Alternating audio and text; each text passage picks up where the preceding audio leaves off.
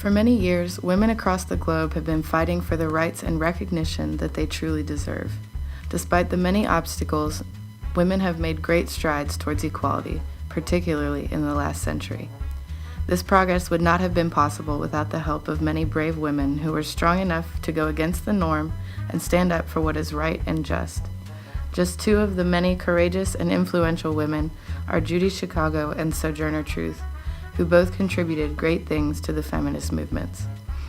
Born in 1939, Judy Cohen grew up during a very progressive and emotional time for American feminism. Judy said of her childhood, "I was raised in a family that believed in equal rights for women, which was very unusual for that time. The bad news was they never bothered to tell me that not everyone else believed in that too." Judy's passionate, open mind, combined with her natural artistic skill, assured she was well equipped to take the world by storm. Judy diligently studied art at the Art Institute of Chicago and UCLA before earning her master's in fine arts in 1962. Judy Cohen dealt with a good deal of grief in her life and went through a bit of an existential crisis following the early, tragic deaths of her father and husband. She began to focus her attention towards feminism and defining her life detached from men. While redefining herself, Judy became the mother of American feminist art and changed her name to what we know her as today, the iconic Judy Chicago. Judy Chicago took on many projects focused on calling attention to the lives and struggles of American women.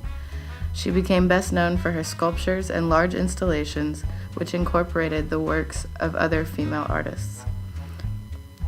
One of her most notable projects came in 1973 and was known as the Dinner Party. It was a large triangular table consisting of 39 place settings, each honoring an important female figure.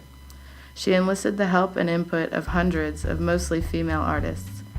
Judy Chicago decided to take this project a step further when she invited the public to contribute their own place settings. These place settings came in the form of 2-foot triangle quilt squares and were meant to honor one woman or group of women that the artist viewed as influential or important. These quilt squares were made by women from different backgrounds all over the country and came together to be displayed as one unified whole. More than 600 different women and groups of women submitted quilt squares to the project, displaying their own styles, materials, skill levels, and heroines.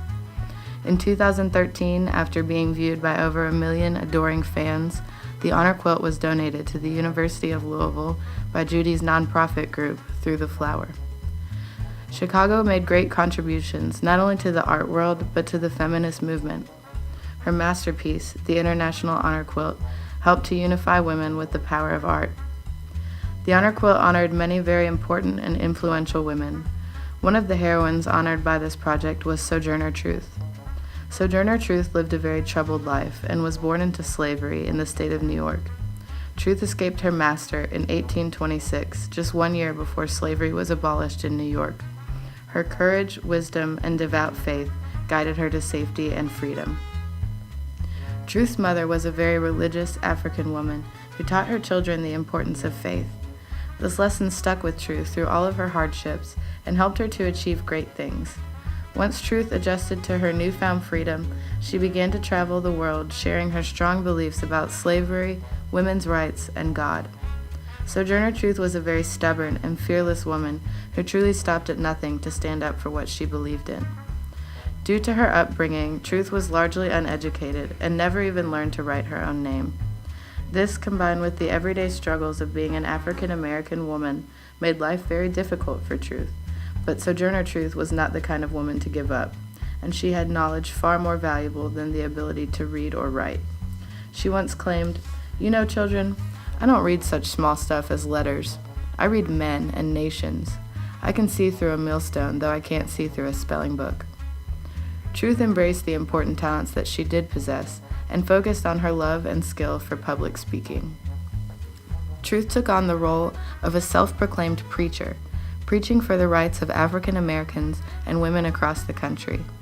She had the rare ability to capture her audience, speaking honestly, emotionally, and provocatively about the issue at hand. Her most famous speech, "Ain't I a Woman?" was delivered in 1855 at the Women's Convention of Akron, Ohio. She preached, Nobody ever helps me into carriages or over mud puddles or gives me any best place. And ain't I a woman?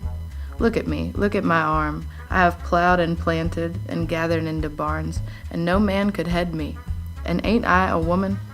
I could work as much and eat as much as a man when I could get it, and bear the lash as well. And ain't I a woman? With this, Truth raised a very powerful and thought-provoking question to her audience. She was fighting for equal treatment of men and women, and particularly African American women. Her iconic question, "Ain't I a woman?" has become a war cry for feminist movements all over the country. Sojourner Truth continued to deliver invigorating speeches for many years before her death in 1883. She became very well known in her lifetime for her opinions and her fearless willingness to share them. She overcame many hurdles in her life and certainly made a huge difference in the lives of many. She was one of the earliest black women to make a difference in the way that this country saw race and gender, and she certainly defied all odds to get to that point.